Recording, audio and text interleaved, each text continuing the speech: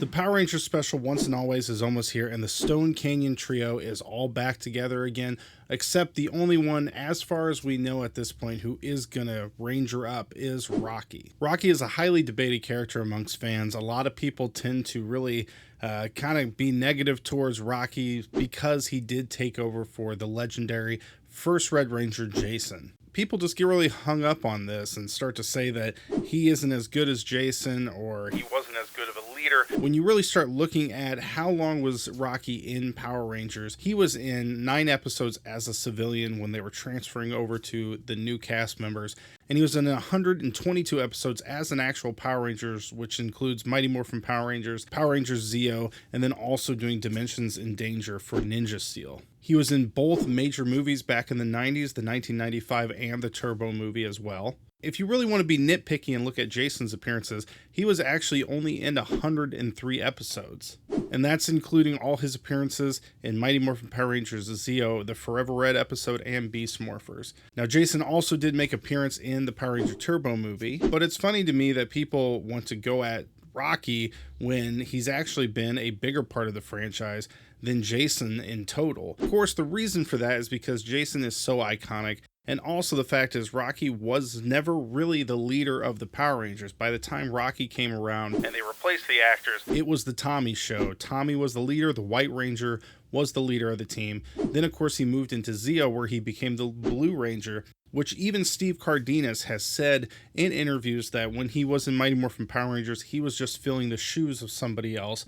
And when he got to Zeo, he got to really become his own character. They wrote for him in a lot better ways, gave him more comical parts. As the Red Ranger in Mighty Morphin Power Rangers, he wasn't the leader, but he still had to maintain this level of leadership that Jason left behind. But I don't think it's fair to compare Jason to Rocky in the Red Ranger outfit. They weren't the same character by the time Rocky came around. Obviously, you all know the Bulk and Skull podcasting, Billy and Jimmy, and here they are. They're going to give us a little insight into Rocky a little further, because these guys are the Rocky fans. They're the ones who definitely, you guys know way more about Rocky than I do. Let's be honest. Yeah, we can live with that. I'll have to admit, I think we're possibly friends at this point. Whoa. Possibly. Oh, hold on. Wouldn't you think so? Ooh. Boy, you made Maybe my inner raccoon hiss. Oh. I just heard something about Jesus. You just said Power Ranger Jesus. Right. Power Ranger Jesus, yes. Yeah. Why am I holding the sword still? Let me put that. I don't know why you're holding the sword. You should stop holding the sword. So what's up? What we got going on? About Rocky? How he's the greatest Ranger? How he single-handedly saved the franchise and saved the storyline too? I hate the fact that people crap on Rocky all the time. He is a fun character. Like he's a good guy, fun character, and like was put in a really bad situation. Kind of had like a Bulk of Skull storyline. I can kind of say that. Well, yeah. So He starts of kind of the goofball, but kind of works himself into a true hero. Yeah. You know, I was thinking about this when I was like going to talk to you, is that I always kind of credit Chad and Joel from Lightspeed Rescue as being the first real like comic relief Power Rangers. That's a but good point. He kind of gets that too. Like he's kind of silly and has some funny moments. He has his moments. He also says some really funny things. And then like you got the one where he has a sombrero hat. Oh yeah. That happened during Rocky, like the sombrero gif that happened during Rocky. He just has a lot of great moments here and there, but they're overshadowed by the other Rangers on the team. A.K. Adam, you got him there, and he is a presence on screen. He really grew into being like a secondary leader. He had more acting experience. Yeah, he had more acting experience, yeah. I love those behind the scenes, like in the first couple seasons or the end of the episodes. You had some hilarious moments of like just flub lines from Steve Cardenas. Yeah, like they're great because he's not an actor. He wasn't an actor. But we're not here to talk about Steve Cardenas, even though we'd like to beat the man one day and just say thank you. Yeah, pretty much. Thank you, buddy. I appreciate it.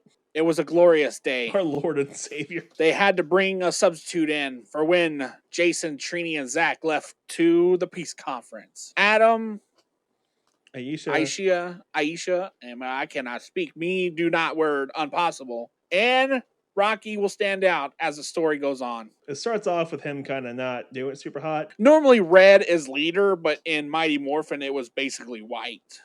Well, it was the Tommy Oliver show. Yeah, That's exactly. what it was. Well, of course. I didn't want to say the name. Rip the Tommy Band-Aid Oliver. Tommy Oliver. It was the Tommy Oliver show. Even Kat even said Turbo was her favorite season because it was no longer the Tommy Oliver show. Well, yeah. Well, okay. I don't think she said that explicitly, but she did say Turbo was her favorite. Yeah, I'm gonna go with that. I'm gonna go with the words I said. You get this young kid who has no leadership experience at all. The one thing he does have is father experience. He has 5 other siblings. These parents are working all the time. They don't have time for these kids because they got to provide for these kids. Guess who takes over that parent role? It's Rocky. Hence why he's kind of split between 2 worlds. In the season he starts up with, he's kind of like struggling to find balance between being a Power Ranger, a student, and a dad. But yeah, he went chasing after a little kid in a stroller going downhill. That's what a dad does. Just goes and tries and helps. And he got chosen to be the Red Ranger, the replacement, because of that one selfless act. You see Rocky getting placed in this leadership position without any like leadership roles. He's not being challenged, even though he has this role of leadership. And all the stories he's probably hearing from Alpha and Zordon about Jason, and from Billy and Kimberly and Tommy, about how great Jason was as a leader. And like, I bet you Tommy's like, man, he's the only person who's ever gone toe to toe with me who actually beat me. It's kind of demoralizing hearing a previous person, too. Yeah. Especially when they don't like have a lot of like faith when you're gonna in do like significant other, they'll only talk about their ex. You know, like, I don't want to hear about your ex. Definitely. Yeah. I know a lot of people who watch this don't have this situation, but I mean, honestly, I'm a drummer, and for all throughout college and time after, every time I played a gig, every single person said, "Oh, I'll just say his name because no one's going to listen." They would always say, "Oh my God, do you know Joey Miller?" Yeah, I know Joey. Joey's way better than me. Yeah, dude, he's so good. Okay, well, he's not at this gig. He's not playing with you. Yeah. So could you not tell me how great Joey Miller is? Could you shut up? And just, thanks, man. You made me feel bad. Yeah, I don't sit here and go, "Oh my God, you know who the greatest piano player ever is?" Not you. I don't feel do that. attacked. It sucks. It sucks. Anyway, go on with your story. Yeah. So Rocky feels pretty inadequate because he's just not. Yeah, being... so he's feeling really inadequate in the situation, and it starts to show. And season 3 starts off where they lose their powers, and they got to go on this quest to find Ninjor, and they don't know where they're going. They lose the map, and like it's a bad situation for everyone. Who finds Ninjor's cave? Freaking Rocky does. It was his moment to step up and shine, and he's shown like the star of the sky that he is. Amen. Oh yeah, the ninja stuff. Oh no, they went like that, right? They were like that. Boy, we are dyslexic as hell. But yeah, so if you go back and rewatch the episode, he's the first one to find it, and he gets everyone through, and then he's the last one that gets through because he's protecting everyone getting through. Because dude, that's the kind of guy Rocky is, man. Once and always, he transports back as a firefighter. You know, a firefighter would make sure everybody's gone. We're not at that point yet. I swear to Jeebus. I'm just saying. It That's reflects. at the end of the story. I can't do with this. You want to talk about season 3? No. Go ahead. Right, then that's what I thought. Go ahead. Nope. Season 3 Rocky. Nope. The pachinko machine Rocky. He's addicted to this game because he was put under a spell to be addicted to this game. It might have taken him a second, but he has the mental fortitude to break himself away from it. So he's trying. He's stepping up. He's like, hey, I can do these things. At this point in time, Adam's starting to become the fan favorite underneath Tommy. Yeah. It was Tommy and Adam who were the 2 leaders of the show. And so you can see that in season 4 in Zeo, when Adam got the Zeo green powers and Rocky got Zeo blue 3. Mm-hmm. He just got slapped down again. Kid Rocky, right? He goes back in time to go get his Zeo crystal, right? Right. And doesn't he meet his grandfather? He does, yeah. Oh, who yeah. tells him, you're going to grow into who you're supposed to be. We get the Zeo powers. Coming off of losing the ninja powers, and he's like, all right, next chance to do good.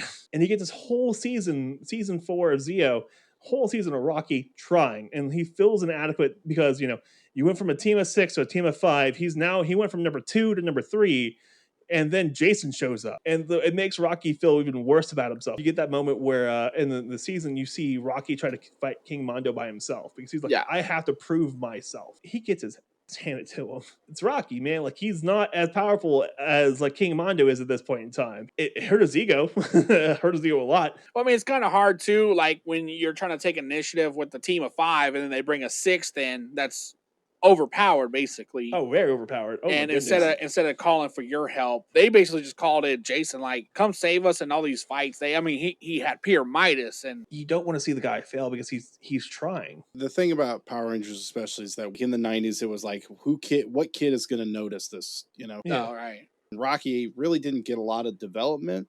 Mhm. I mean, in Zeo, he got to be more like, okay, he's kind of funny. We can use that, you know, not the greatest actor out of the bunch, but we can put something comical and he'll do great. So that's what they did. Yeah. But finding the things like, I mean, the whole idea of him feeling inadequate is really a great subject. And you brought up some points that I never really thought about. Just the fact that, yeah, you know, Adam did become number 2. Yeah. And I never thought about that, where it's like, yeah, he was, you know, it was Tommy and Rocky were 1 and 2. And then all of a sudden Adam is number 2 and he's 3rd. And then Jason comes in and he's like up there with Tommy, push a lot of how Rocky's character is. Yeah. I mean, he's as good of a fighter as the rest of them, but he doesn't really get the acknowledgement for that. No. Rocky could have been bumped to number 3, but he's always number 1 in our hearts. Well, you guys heard it here. This is the Zeo To Hero podcast. You guys can check them out every week on any of your favorite podcasting apps. I use one that's really great and easy to use. That always updates their podcast every time. But they're also on YouTube. I'll make sure I have a link to that, especially. And the link to the episode. I was just on an episode with the guys. We were talking about all the current things going on with Power Rangers leading up to the special. So listen to that before the special next week. And yeah, thanks guys for coming out, man. Both of you. It's always a pleasure to come hang out with you, man. Oh, always. Thanks. It's almost like we're almost like we're friends. It's almost like we're friends. I feel like we're pretty cool colleagues. Rocky left after Turbo. Of course, in the Turbo movie, he suffered a back injury. And the controversy is, why did Larigo, the wizard, save Kat and heal her leg, but yet Larigo never could come and heal Rocky's back to help him be a Power Ranger again? Of course, it's only because Steve Cardenas actually left the show. Steve Cardenas left the show when there were contracts disputes, which is coincidentally the same thing that happened to Jason, Zach, and Trini, those actors. They left at this point too when they had a new contract come up. Rocky wanted the whole entire team to be paid the same for their last season. They all knew Turbo would be the last season. They didn't realize that it was going to switch casts halfway through, but he felt that it was really necessary that they all be paid the same. But certain people in the cast were being paid more, which I can only assume was Jason David Frank, since he was the only original cast member at this point. Now, Steve Cardenas has made a comment. I don't know how completely true this is, but he said that he was smart and used the money from the movie to open a karate school. And when it came to this point of deciding what to do, he had a financial future mapped out. He had a karate school, he had a business and a way to make money. So for him, he wasn't really looking to get into acting fully. He thought, I love doing martial arts and I'm going to just go down that path instead. And some fans online, and again, I use that term loosely when it comes to this type of thing, say that Steve Cardenas, you know, never went anywhere in acting, and he was just, you know, he gave up, he couldn't hack it, or whatever that may be. The funny thing is that him and Austin St. John are very, very much alike. Neither one of them wanted to be actors. Both of them tried out kind of on a whim. Austin St. John tried out for Power Rangers on a dare, and Rocky, or Steve Cardenas, tried out just because he was already doing martial art classes with kids. Kids would come into class and talk about Power Rangers because they were very inspired by it. So he knew what Power Rangers was. He was very familiar. They had auditions in Dallas, Texas. He's from Texas. And he went to it just thinking, I can do that stuff. I can do flips. I can do all sorts of stuff. And he made it. They booked him on the show, told him they had to immediately get him out for filming. And he was on Power Rangers for a few years after that. But again, martial arts was really his foundation. Acting wasn't the desire. So he went into the karate business after acting, and he's a black belt in Brazilian Jiu-Jitsu. He's a 5-degree black belt in Taekwondo. It's very underappreciated in the Power Ranger community that Steve Cardenas is so good at martial arts. He's won a lot of different competitions for his martial arts. He's opened several schools. He's started several youth programs for martial arts. Steve Cardenas has stated that the movie was his favorite thing to do for Power Rangers, but also the Make-A-Wish appearances for kids was something that really stays with him today. Now, Rocky has returned in Power Rangers since his departure in Turbo. He did not make it for the Forever Red episode. Now, there are some different stories that have been passed passed around about this. In some panels, I've heard him say that he was contacted to be on Forever Red. He ended up moving in the process since he was contacted. They lost his number, and it just never happened. And that is one story I've heard him say several times. I've also heard him say in certain other interviews that he was never contacted, and he seems to be a little salty about that. Like, I don't know why I got passed up. I don't know why they didn't contact me. Now, this is something I kind of get annoyed with when it comes to the original cast members. I completely understand that they didn't have a great experience with this show. It was long hours. It was bad pay. Who wouldn't complain about that? I mean, people working at the gas station are complaining all day about their job. I get it. I totally understand. But they also need to maintain a relationship with the show. They need to maintain a relationship with fans. So if all they do is complain about the show and complain about everything about it, people are they're going to get turned off by coming and see them. So I don't know what is the true story here. And there's certain stories with a lot of these actors that they tell that I don't know whether they're just trying to kind of change it into, oh, first they were saying they didn't get contact and they're upset about it, and then they had to shift it into, well, I was contacted, but there was some miscommunication. I don't know what's true, honestly. For a lot of these people, though, they're making a career out of making appearances, and he's definitely one of them who's doing that. Now, technically, Rocky was in the legendary battle, although his face was not shown, so Steve Cardenas wasn't there, but he was the Zeo Blue Ranger in that episode.